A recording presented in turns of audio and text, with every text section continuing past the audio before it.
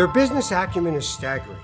Their wealth is subject of envy. But behind the money, the notoriety, and the often unwanted attention is a sense of purpose, to help those in need, to build a legacy to be proud of. This is a series that delves into the lives of those who give.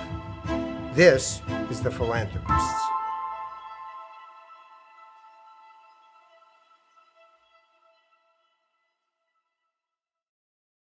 So there's someone else who's in the room but not in the room. Your late husband, Michael. Tell me about him. Michael was a diamond in the rough, a powerful man, a man's man. He was incredibly kind, compassionate, sometimes a little difficult, but he really was, when you needed him, when I needed him, he had my back all the time. He was great. When my dad was very sick and in the hospital, and I was working full-time teaching, I couldn't visit my dad in the hospital for many days, except on the weekends or at the end of the day. And Michael used to take many days and visit him in the hospital in my stead. And it meant so much to me. It meant so much. And I never asked him to. All of a sudden, he was going to the hospital to visit him. And he just took my place. And it was so wonderful. The kindness, the compassion. Tell me about the first time you met Michael. So I hadn't been on my own for a very long time. It was very short. Michael had been on his own for several years. And we were set up on a blind date by a mutual friend. And he walked into the vestibule of my house, and I looked at him, and he was cute. Quite a bit older than me. And I looked at him and I said, "Oh, this is a man." And we spent every day together after that. It was instant.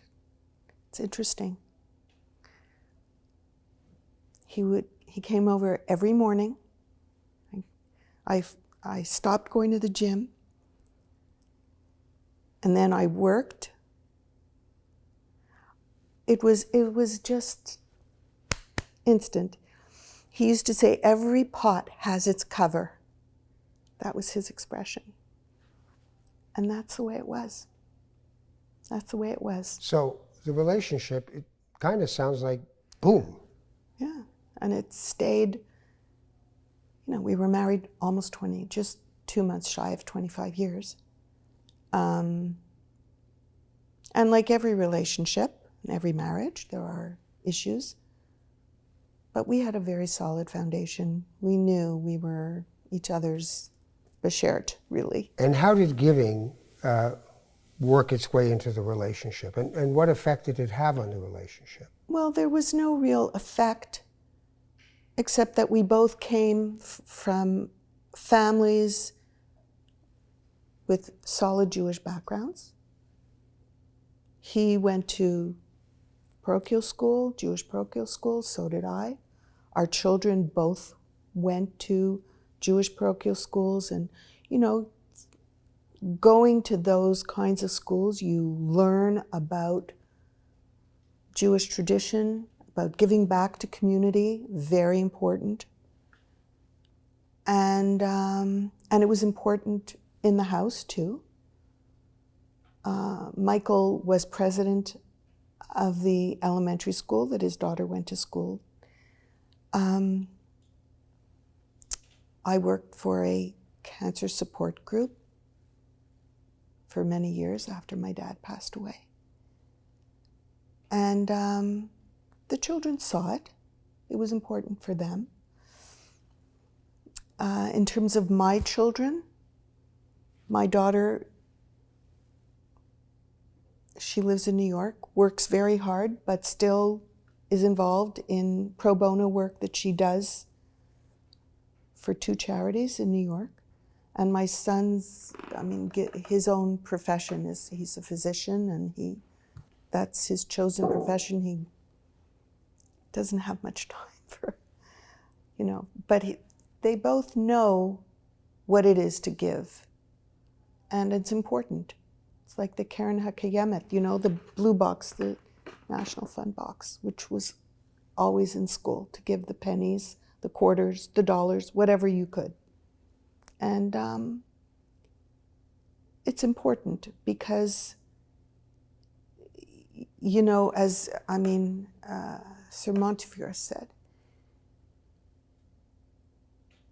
it's important to give to charity because charity lasts.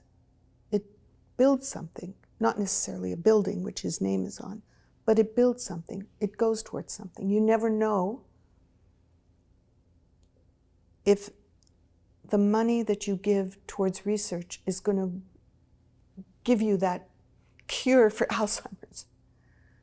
But if you keep the money, it's just going to get frittered away. So how does Hebrew University get into that picture? Very close friends, Steve and Irene Lipper, were very involved in Hebrew University, Ralph and Angela Lipper. And Michael wanted to honor Steve and Irene, and he wanted to contribute to and support Hebrew University. And it's ironic, what happened was he spoke to Stephen and said, I want to donate money, I want to contribute and support the university, how can I do it? Where can I put the money? So initially I thought it would be, of course, to cancer research. My dad had passed away, cancer. And they said, we would like you to set up a foundation for something for Alzheimer's. Okay, so we did. We did what the university wanted. In the end, 2 years later, our brother-in-law was diagnosed with Alzheimer's. And my mom passed away during COVID, but she suffered from Alzheimer's for many years. So it was an ironic thing, what goes around comes around. And we both felt very good at what we did for Hebrew University. It was a good choice, an excellent choice. And subsequently, after Michael's passing, I decided that I didn't want to just be a donor. I didn't want to just give money. I wanted to be a little more active, even though I couldn't give like a tremendous amount, but I could do other things. And that's what I wanted, to be a more active person. What are the other things? To host events, informative events, to spread the word about Hebrew University, which I think is a wonderful institution. And that's really my goal. For me, it's a place where it's a fabulous institution of learning, but it's also a place where it reaches out to the world to different universities. It partners with the University of Montreal. It just partners with other universities in Europe. And it's a wonderful place for women to establish themselves and where they gain recognition. It's interesting you said it's not just about money. No. So when you think of being a philanthropist, what is it about? But I think there's other ways to define philanthropy.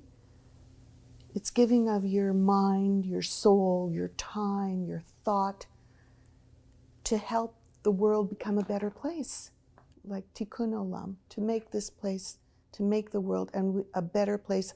And we really need that in today's world. We really do. So you're giving to Canadian Friends of Hebrew University. Do you tell other people that they should as well? I don't. I don't tell people to give. I don't. As a matter of fact, this past winter, I had an information lunch with a doctor, professor from CFHU. It was not a fundraiser, but if people wanted to donate, it was obviously accepted. But I made a point of saying it's not a fundraiser, and people did donate. But it was more for information, and people were impressed, very impressed. And for me, it's to spread the word. The donations will come, I feel. The donations will come. But I think it's important to spread the word of what Hebrew University is about, which is more important. Hebrew University is more than just the foundations and the money. It's a wonderful place of learning and healing. So what would the diamond in the rough say? What would Michael say about what you're doing? I'm not quite sure. I'm not quite sure what he would say. I don't know what he would say. Was it his idea in the first place, or was it both your ideas? It was his idea in the first place to get involved with Hebrew University. And, you know, we went to the Einstein Gala and he donated, and he wanted to be involved, but I'm speaking about him in the present tense. He wasn't a person who would be on a committee or something. But if I had wanted to have an event, he would have supported it, for sure. For Hebrew University, he would have supported it. Absolutely. So you don't tell people to give, but if you had to offer something to people to get them over that bridge to give, what would you tell them? I would tell them to go to Israel and to visit the university and visit the labs and see the people and meet the people and see what they do. Because really, it's inspiring. It is inspiring.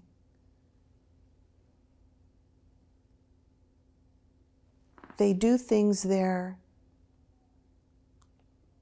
that heal people, that the research is amazing.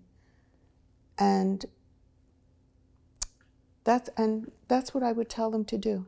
Because if somebody is able to give a lot of money, they're able to afford a trip to Israel.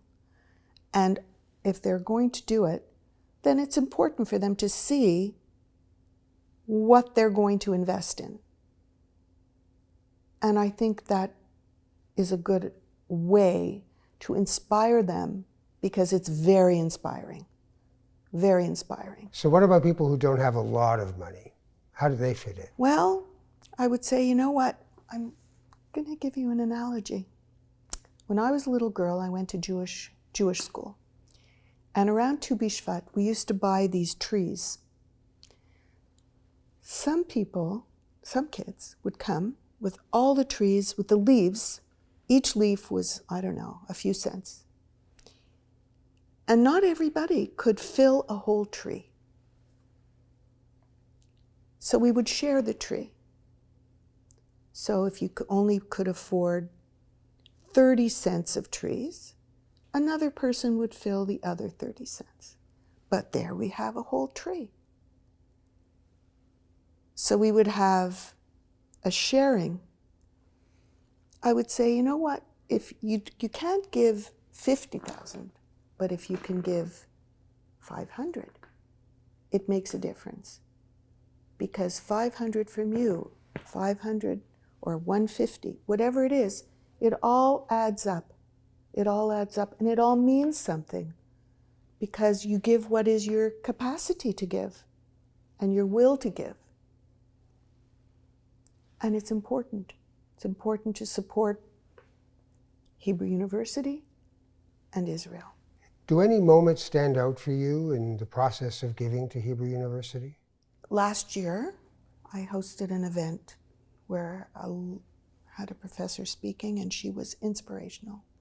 There were several people at the event who subsequently donated, who were very unwell.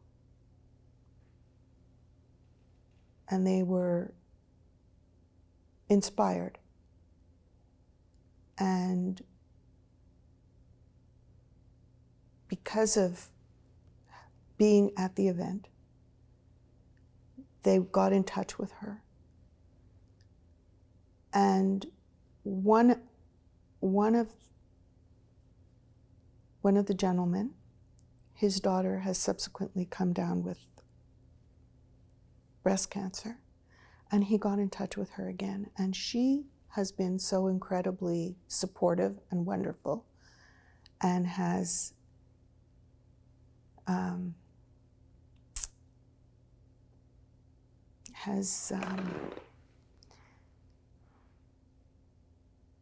affirmed the treatment that she's getting, and he needed to hear that. He needed to know that what she's getting, the treatment she's getting, was good, was proper, was the right treatment in Montreal, because he had faith in her more than the doctors that she was going to in Montreal. And I felt very good about that. That to me was my way of giving, and giving him the opportunity. And here, she's been so incredible and so supportive. And it's because of the connection that they were able to make, because of that lunch that they came to. Isn't that wonderful? Why is giving important? Well, giving is important for so many reasons. Giving is important. It helps the world. Is that general enough? But if you're giving to a specific place like Hebrew University, it helps the university. And it helps you. It helps you also. Makes you feel good that you've done something to help the world. And I think that's really good. You've done something to make this world a better place. And I think that's really crucial. Some people think that giving is giving away, that I'm going to lose something if I give it away. You don't give it away. It's not giving it away. You're giving to help. I don't feel that you're giving away. I think you're giving to produce something, to create something. You're not giving away, quite the opposite. That's my opinion. April Rosenfeld, I want to thank you very much. It's inspiring to hear your story, and I hope it encourages others to give to Canadian Friends of Hebrew University. Thank you.